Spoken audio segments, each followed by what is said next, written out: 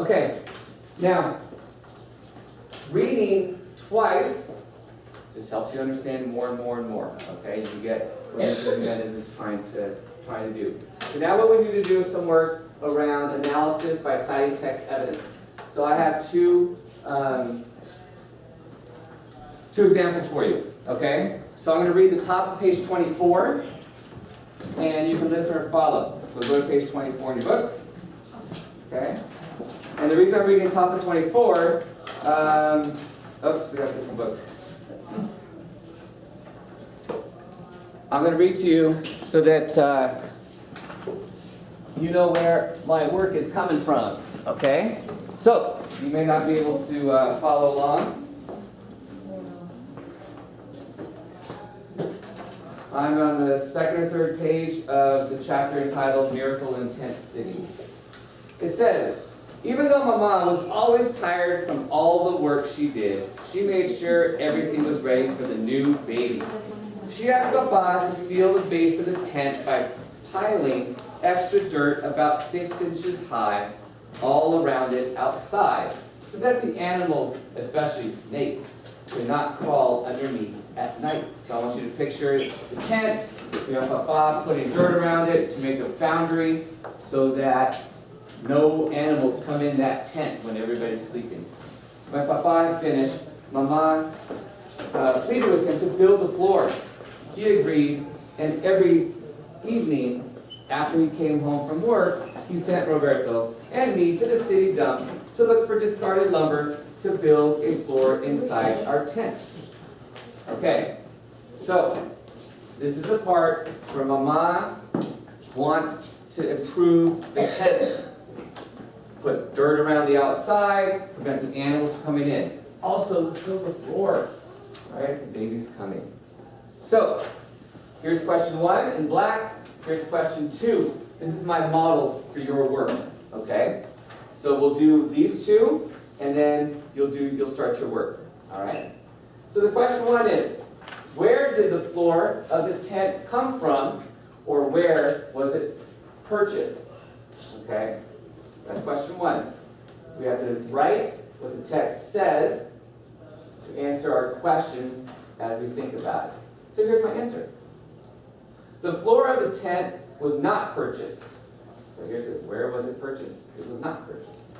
The author recalls that his papa, quote, because I'm citing words from the text, quote, sent Roberto and me to the city dump to look for discarded lumber to build a floor inside our tent, end quote. That's my answer right there. Okay? 2 parts of this question. Purchased, and where did the floor come from? Was it purchased? So I say that. The floor of the tent was not purchased. Now I got to cite my evidence. The author recalls it, papa, quote, and I put my quote there. All right, that's it. Now, we have to check. Boys, did I use text evidence? Yes. Yes. I used a quote. Did I tell what the text says explicitly? Yes. Yeah, because it's an exact quote. So I did that. They're not going to have any thinking going on about that. Did I use language from the question? Yes. Yeah, I purchased, and I said where the floor came from. Okay, so I used language from the question. Did I use writing conventions? Conventions are the rules of writing. Capital letters, punctuation. Did I do that? Yes. Did I have my words spelled correctly? Yes. All right, chances are better than, because I did this, chances are better that I did pretty well on my writing. Okay? All right, so there's one question. That's an example you can use if you need to. Second question. In what ways did Papa and Mama prioritize family on page 24? Focus. It's not. Okay.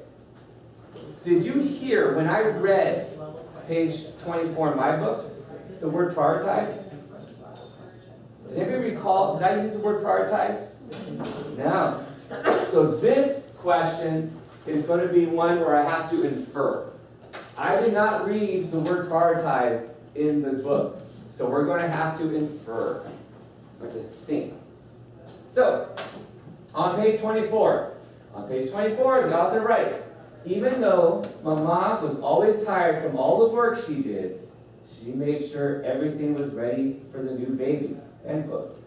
This description tells how Mama prioritized her family. If she did not, she would use being tired as an excuse to not prepare. The author also writes that Papa agreed, and every evening after he came home from work, I changed the quote a little bit, so I put it in brackets, took time to build the floor inside our tent, end quote. Okay. Did I mention Papa? Yes. Did I mention Mama? Yes. Yes. Did I have to infer because the word prioritize was not in the text? Yes. Okay. Did I use punctuation and capitalization? Yes. Yes. Okay. So that made my complete answer. I don't know what my teacher's going to think, but that's my effort. Okay? That's my effort. So now you're going to have to make an effort. Here's what you're going to do. You're going to use this page to answer at least 2 questions. Okay? At least 2 questions. So I actually want you to get out of your seat. What's your name again? Get out of your seat to make sure these 2 rows also have a paper, and you and your classmates here. You guys, name on your paper in 2, name on your paper in 1. Okay. I need somebody to read the directions on top, please.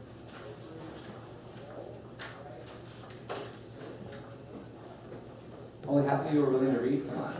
I want everybody's hand up, even if you're going to fake it. Yes, there you go. Good. All right. Why don't you go ahead and read? You got to be loud. Go. Please cite sectional evidence from answering When when answering. answering at least 1 question from group A and 1 question from group B. Excuse my 2 ands there. Go ahead. Proofread, yes. Proofread and edit both answers and rewrite one of them using your edits. Okay, so this work, boys, is going to go in your journals or a piece of paper, whichever you prefer. Actually, Ms. Durkin, what would you prefer? To do this in their journals or a set of sheet of paper? Yeah, in their notebook would be. Notebook? Okay. All right. You're going to answer 1 question for group A, 1 question from group B. It does not matter to me which question you answer. Okay? But it has to be 1 from group A, 1 from group B. Actually, you're going to take 30 seconds or so. Read every question. Watch me, boys. Read it. Look at me, boys. Eyes, please. What color marker? How many fingers? 2. What color marker? Green. Okay. You're going to read each question and then tell your partner which question from group A you're going to write on and what question from group B you're going to write on. Then you may begin your work. Okay? Read first, then tell a partner which ones you'll do. Go ahead. All right, you just sent them off, Mr. King? Okay, is that the last group, I think? Okay, great. You're just returning right now, right? Okay, so here's my model. Here's how I answered this question. Here's how I answered this question. Okay? What I told your classmates, prioritize was not in the reading. So I'm going to have to infer. I'm going to have to do some thinking and use the evidence to answer the question. What you're going to do is answer 1 of these questions and in your notebook, answer 1 of these questions. I don't care which one. 1 from here and 1 from here. Here's the directions. Yeah, for A. Okay, which one are you doing for A? Okay, which one are you doing for A? 1. 1. Okay. You can use the text evidence from the sheet of paper, or you can open your book, whichever you prefer. Have a seal. Help you in a moment. Which one are you doing? Okay. I'm going to interrupt you in 5, 4, 3, 2, 1. Okay, I'm calling time out. Sorry to interrupt. I want to make a couple observations and give you a couple of reminders. Okay? All right. Now, one of the things I've learned over time is that when a pencil's in your hand, you're not fully listening, especially after you've been doing some work. All right, so show me hands free. All right. Okay, let's pray together that we understand and do our best work. All right, here we go. So, proofreading. Okay, proofreading is going back to your writing and making sure you fixed any errors. That you've added language, maybe a couple of words, so that your writing makes more sense. Or maybe you've added a period or punctuation. Or maybe you crossed out some words because it didn't make sense.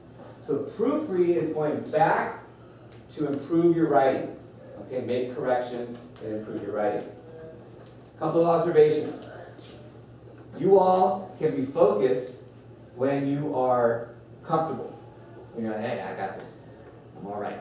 When you're not comfortable, I notice a few of you are like, oh, I'm going to quietly sit here and hopefully someone gives me help. Or hopefully no one notices. Okay? That doesn't work. If you need the help, you raise your hand. Okay? And for those of you who have help, you responded. Okay? To be successful, you got to try. Remember your job here? Try up here, you're going to try down there again. Okay? So keep working. Keep working. Any questions before we continue? No? Okay, thank you for the timeout. That's proofreading. To go back to improve your work, go ahead and start again. Okay, so remind me again which question you're doing? Okay, so this is your initial work, right? Where's the text evidence?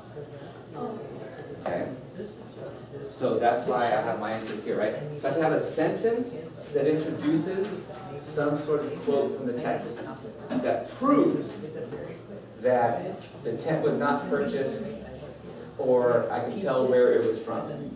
Okay? And then I have an example here too. Don't forget your text evidence. Is that what you're going to use? Yeah? Okay. Yeah, in some way, you have to create a sentence like mine that will allow you to share the quote. Okay. Some of you are thinking you're done. After you write two, proofread them, make them correct, make them more correct, improve the writing, make sure you can read it well, and then you have to rewrite one of them. So you should have 3 paragraphs written. And I want your neatest writing for that last one.